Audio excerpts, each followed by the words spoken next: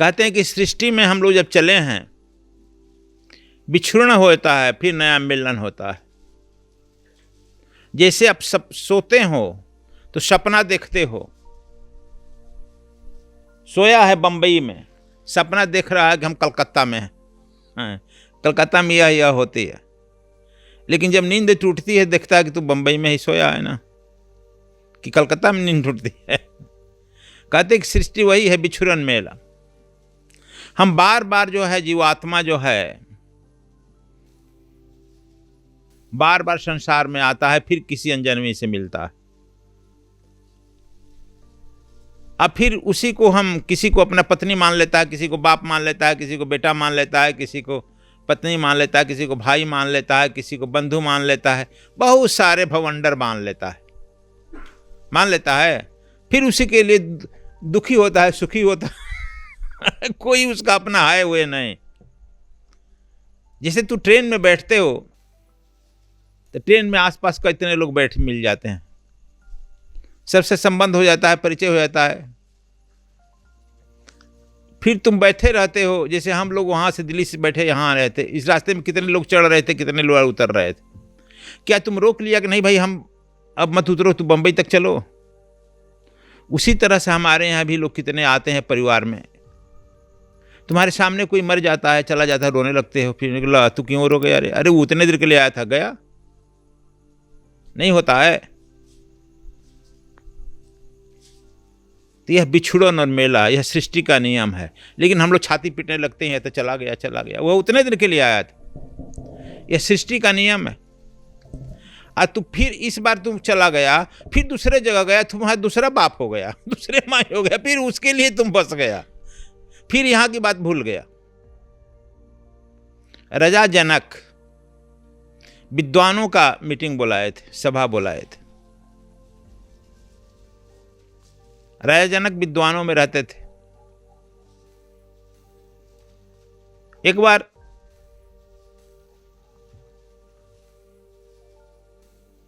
पूछे कि विद्वानों से कि देखो,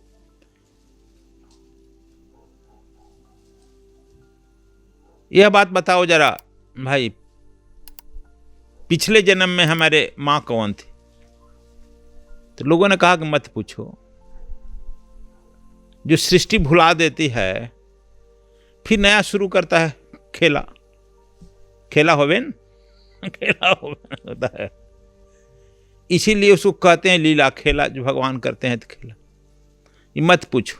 कहा कि नहीं हमको बताइए, बहुत दबाव डाल दिए। तो याज्ञवल्क्य ने कहा यह तुम्हारी पत्नी है ना? तो हाँ, पिछले जन्म में तुम्हारी मां थी। अब उनकी धरती खसक गई। धरती खसकेगी कि रहेगी? मां थी, पत्नी बन गई। तो जी हाँ,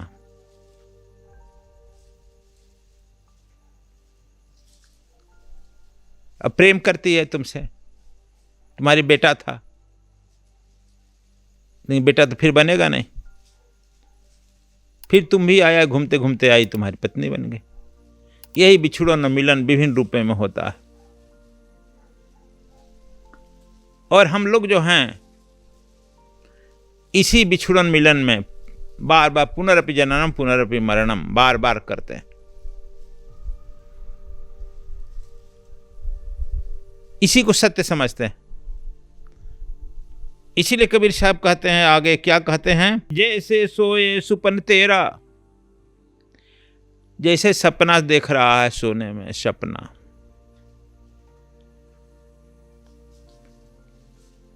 सपना में राजा से रंक होता है, रंक से राजा हो जाता है ना। लेकिन जगता फिर तो वैसे ही। उसी तरह से तुम, हम लोग, सब लोग जो इस सृष्टि में माँ बाप, लड़का लड़की, किस किस के चक्कर में, हित मित्र दुश्मन के चक्कर में पड़े हैं। लेकिन जैसे ही यह सपना, संसार का सपना टूटता है, ज्ञान की गरिमा खुलती है, तो हम फिर अपने पर हंसते हैं, क्या मूर्खता में हम पड़ गए थे। लेकिन निद्रा में है, भ्रम में है, सपने में। ये हमारा सपना टूट ही नहीं रहा, बड़ा गहना सपना। कहते हैं कैसे? कहते हैं कि सोए जहां तहां उठ जागे, पक्षी मने राह उठ लागे। कहते हैं कि जैसे तुम जहां सोता है वहीं उठता है। यह नहीं कि बंबई में सोहा जाकर दिल्ली में जग जाएगा।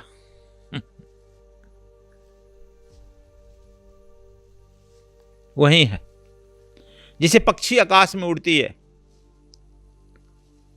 बहुत पक्षियां उड़ते हैं ना, उसी में कुछ पक्षी उसके मित्र हो जाते हैं, कुछ शत्रु हो जाते हैं। संध्या होता है, किसी पेड़ पर बसेरा डाल देते हैं।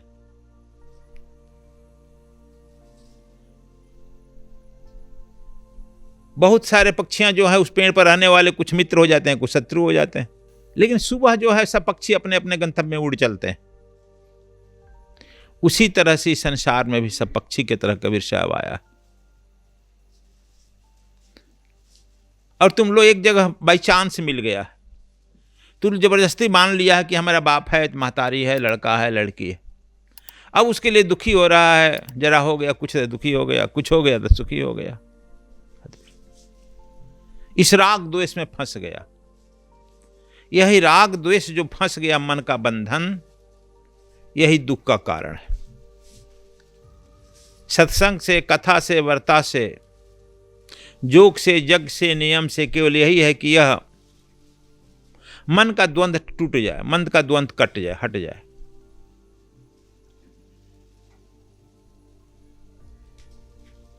हम लोग बस यह मन के द्वंद्व में फंसे। कैसे फंसा है? विज्ञ पुरुष जान लेता है, अविज्ञ पुरुष नहीं जानता है। इसलिए इस भ्रम जाल में पड़े रहता है, बार बार आता जाता है, 84 लाख योनि भ्रमण करते रहता है। कोई आपको ठिका नहीं लिया है कि चलो यहां से वहां भेजेगा, वहां से आप अपने ही उसमें घुलटते रहते हो। जैसे कोई गेंद ले लो, बंबई में 100 मंजिल मकान है, मकान के ऊपर से सीढ़ी पर 100 मंजिल से कोई गेंद छोड़ दो, क्या रास्ते में रुकेगा? कहीं छोड़कर देखा ना, तुम्हारे लोग जब मंजिल हो गेंद, वह नीचे आएगा एकदम, एक मंजिल पर आकर निचले सीढ़ी पर नहीं रुकेगा, कहाँ जाएगा? वहां से कोई आसपास गड्ढा होगा, वह डगरते डगरते गड्ढा में चला जाएगा। इसका मतलब क्या समझा? यह मनुष्य जन्म जब छूटने के बाद जब गिरना शुरू होगा तो निम्नतम इतना गिरेगा गड्ढा में, निम्नतम कीड़े पकेड़े जो नाली में रहते हैं वहां तक पहुंच जाएगा, रुक नहीं पाएगा। अब कोई बीच में रुकता नहीं। इसीलिए सब हम अपने आप हम ग्रहण करते हैं जी।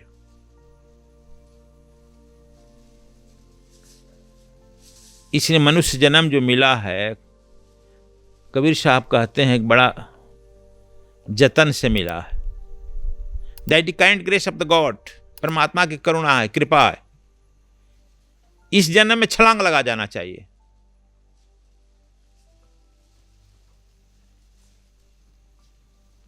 तो कमाता है, इतना कर्ज ले लेता है कि 2 रूम का फ्लैट बनाने में ही जिंदगी भर कर्ज भरने में मर जाता है।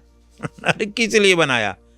जब मर ही गया तो रहेगा नहीं फीस, लेकिन उस घर का मोह लेकर मरेगा कि फिर उसी घर में जन्म ले।